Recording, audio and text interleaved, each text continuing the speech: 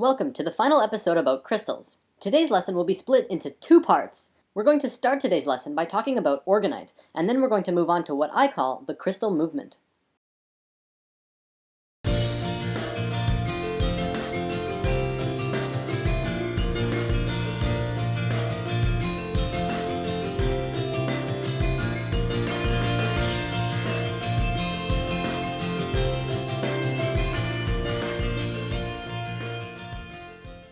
To discuss orgonite, first we must discuss the basics of orgone energy.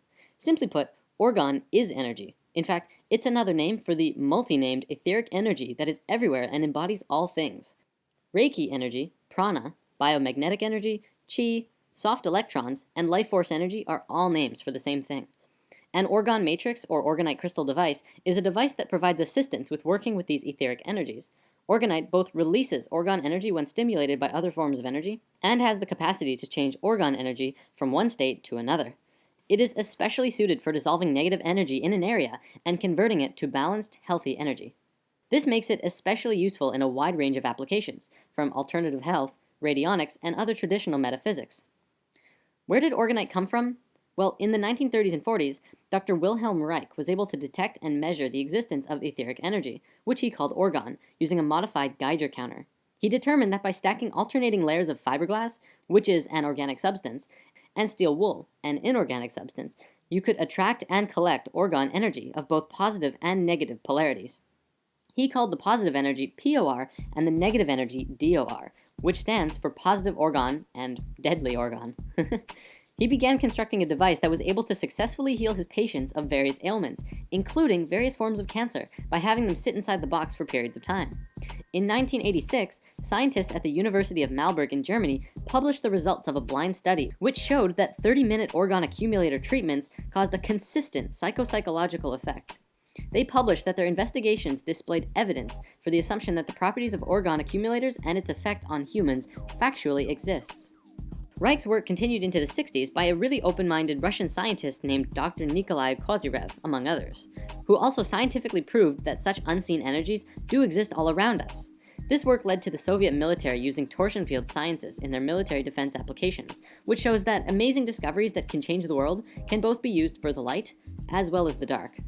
In continuing this work, modern science has taken it to whole new levels in trying to figure out the nature of dark matter, zero-point energy, and the vacuum flux, and these are all discussions for another time.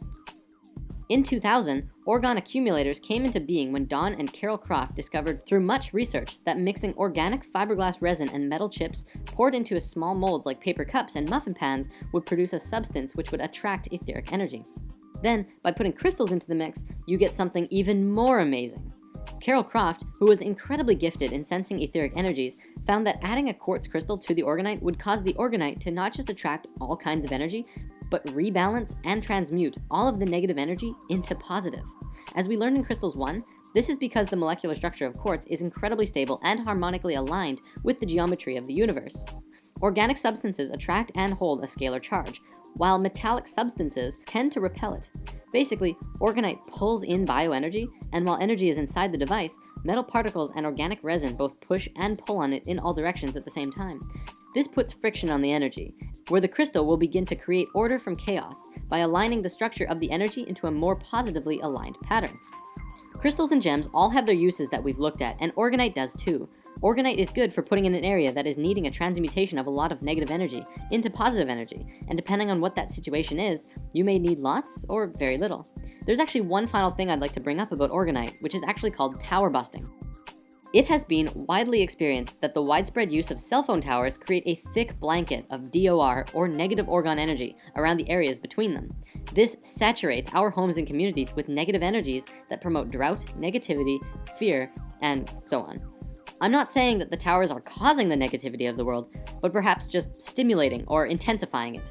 However, it has been experienced that this can be remedied by placing or burying orgonite at the base of a cell phone tower. Thousands of aware and selfless, beautiful people in the world have begun doing this and slowly helping out in what is being called the orgonite gifting movement. And this is happening all over the world. And we need your help as well. To find out more about orgonite, check out www.orgonite.info, where it talks about the science behind it and the gifting movement and how to get involved yourself. Or check out the link in the comments to an article by my friend Trey, who makes Orgonite and has written a big explanation about how and why it works. Now we're going to move on to the crystal movement. Now, I realize from the title you might be thinking, what? Is this some kind of new movement like Zeitgeist or Occupy, only based around crystals? Well, not really. But if we follow through with this shift in consciousness could be an incredibly smooth process.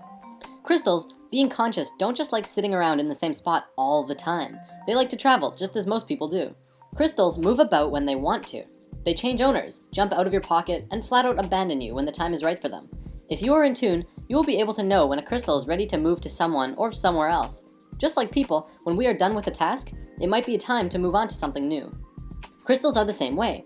I've had many experiences where a crystal of mine that I loved decided to leave, stay somewhere else, be with someone else, or just flat out vanish on me.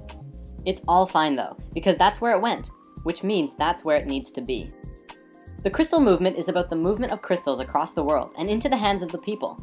It's time for crystals to help the human race find ourselves and return to a higher state of awareness and frequency by bringing in pure and high frequencies that we need. All over the world, people are beginning to give crystals and move them around. They're giving them as gifts for holidays and birthdays. One thing I've started doing is actually carrying around a little bag of crystals with me all the time to hand out to people that I encounter as I go about my day. When a person who's down on their luck asks you for some spare change or a cigarette, you can reply, "Sorry, I don't have any change, but I'd love to share a crystal with you," and then briefly describe what it is this particular crystal does, if you know, and wish them safe journeys on the path that they are walking. I encourage everyone to try just doing that. What you're doing is literally giving out a little pocket of love or abundance or insight, and who knows what will manifest into their life. It feels absolutely incredible. It's so good to share crystal magic with people and to see their eyes light up when they're holding their brand new rose quartz or kyanite or whatever. Ultimately, it's just spreading goodness.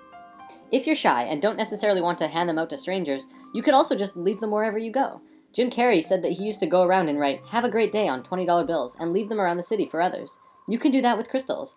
Can you imagine the feeling of stopping to tie your shoe and finding a beautiful piece of rose quartz just saying, "Take me"?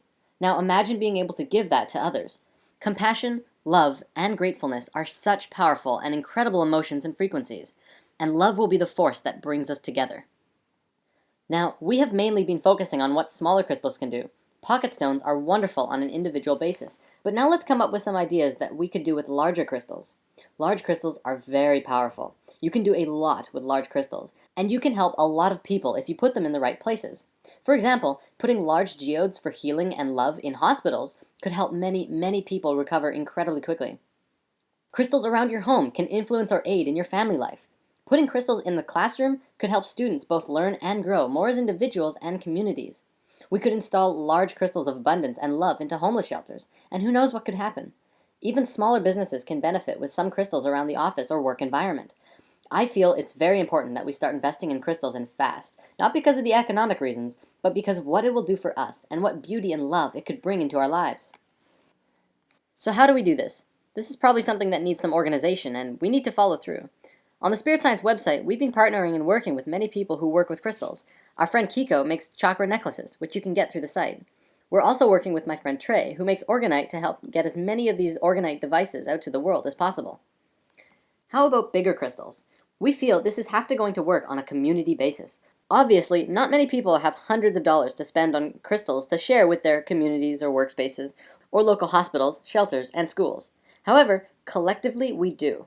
I encourage everyone who is on board with this to share these videos and information with all of those around you, and look into collectively pooling your resources into bringing some powerful, energetic fountains into your environment. Not only will this bring in a lot of good energy, but it will also create a lot of love connections between the individuals who are sharing the experience of getting crystals together. And if you do put crystals in a home or workspace or environment, take a picture of it and send it to us. We could put it up on the website and show how the crystal movement is doing. And that takes us to the end of the crystal special. But this is only the beginning of our exploration with crystals. Now it's up to you to do something with it. So let's go out and share some love with the world. See you next time.